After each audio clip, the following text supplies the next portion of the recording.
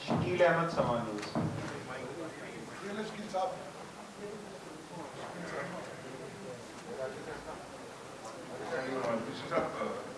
आपने बड़ी रोजी पिक्चर पेश की, अच्छी बात है, बहुत सारे नंबर पॉजिटिव है लेकिन नेगेटिव बहुत सारे हैं।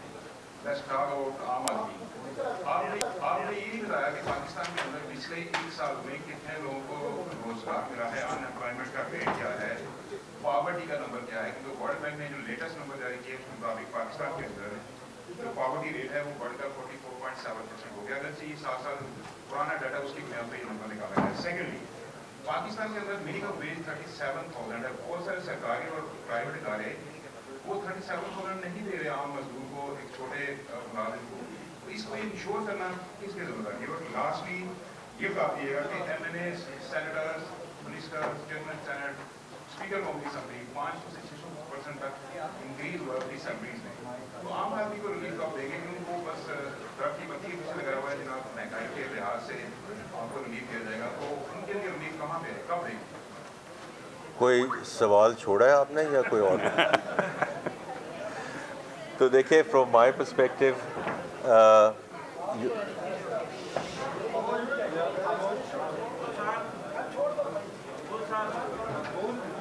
ये आप डिस्ट्रीब्यूट कर दीजिए आराम। ये जो इसने बात की है ना सर कि मिनिमम वेज, इसकी इन्फोर्समेंट तो सदर law enforcement agency, labour department. अच्छा जी, अगर आप थोड़ी देर के लिए मेरी आपसे दरख्वास्त होगी, क्योंकि बड़े इम्पोर्टेंट आपके कॉलीग्स हैं जो सवाल पूछ रहे हैं। I am sure you want to see कि हम उसके क्या जवाब देते हैं। तो I think out of respect for your colleagues, मैं सिर्फ ये जिक्र करूँगा, out of respect for your colleagues ज़रा बात सुन लीजिए। देखिए, मैं सिर्फ आपको ये कहूँगा, बस भाई ये रोक छोड़ दो यार, कि मैंने फैक्चुअल पोजीशन जो इकोनॉमिक सर्वे में पब्लिश हुई है वो मैंने पेश की है। आपका अपना व्यू हो सकता है कि ये रोज़ी है कि नहीं रोज़ी है, लेकिन मेरी आपसे दरख्वास्त यही है कि अगर आप यहाँ बैठे होते 2023 में और फिर 2024 में, तो मैं आपके सामने हाज़िर हुआ था कि इसको थोड़ा सा रोज़ी शो करना चाहिए कि नहीं करना चाहिए। बिकॉज फ्रॉम माई पर्सपेक्टिव, देखिए, मैं एक आम बात करता हूँ कि मैक्रो इकनॉमिक स्टेबिलिटी में हमेशा ये कहता हूँ, it's not an end in itself, it's a means to an end, right. Because अगर लोगों की एलसीज खुल रही हैं, लोगों की रेमिटेंसेस हो रही हैं, पॉलिसी रेट अगर नीचे आ गया है और आपकी जो फाइनेंसिंग जो 23-24% पे चली गई थी, अगर वो काइबोर जो है 11-12% पे आ चुका है, तो ये रोज़ी तो नहीं है, ये फैक्चुअल पोजीशन है। तो मेरी आपसे दरख्वास्त ये है कि इसको आप ज़रूर देखिए।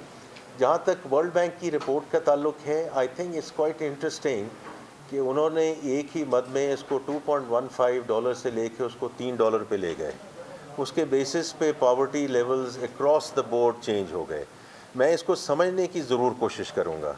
आई हैव टू टेल यू कि मैं I am trying to still understand as a student of economics कि what was the basis for this, for doing this across the world, और उससे एकदम आपने थ्रेशोल्ड चेंज किया, उसके मुख्तलिफ ममालिक पे जो ज़मीनी उसके हक़ाइक़ हैं उसके मुताबिक आपने चेंज किया, या आपने एक थ्रेशोल्ड चेंज करके उसको $3 पे ले गए, वो यहाँ से बढ़ के वहाँ चली गई।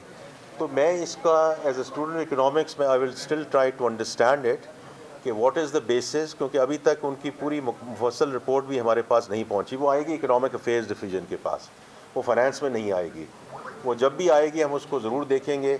डॉक्टर साहब यहाँ बैठे हैं, ये प्लानिंग में उसको देखेंगे कि किस बेसिस पे उन्होंने ये, लेकिन उसमें भी देखें, ये कल मैं उसका ज़िक्र करूँगा कि जो हमारा कमज़ोर तरीन तबका है उसमें हम क्या कर सकते हैं, और वो under the BISP programme, I can not discuss that today, but कल मैं उसके बारे में ज़िक्र करूँगा कि जो हमारी कोशिश है कि हमारा जो लोअर स्ट्रेटा है उसको हम कैसे सोशल सेक्टर प्रोटेक्शन प्रोवाइड कर सकें एज वी गो फॉरवर्ड।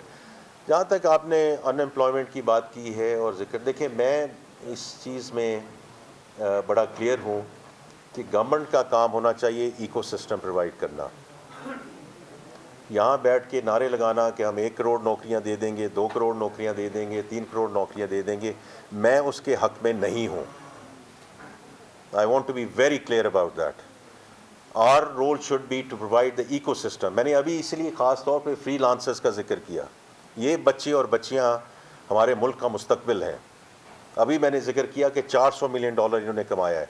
अगर we now take them into, थोड़ी सी बात बढ़ रही है लेकिन मैं आपको अपने व्यूज़ दे रहा हूँ कि अभी ये जो लम्स में ब्लॉकचेन का ये एक डायस्पोरा है, ये एक ये पाकिस्तानी नजाद अमेरिकन है जिसने $15 मिलियन की ग्रांट दी है to LUMS to create the blockchain technology, और उसका जो दर्स देना है।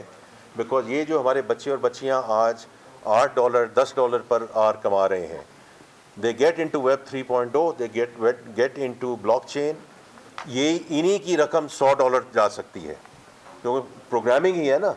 लेकिन अगर इनको हम वैल्यू ऐड में ले जाएं तो ये उस किस्म की रकम मुल्क के लिए भी फ़ायदा है, इनके लिए भी फ़ायदा है।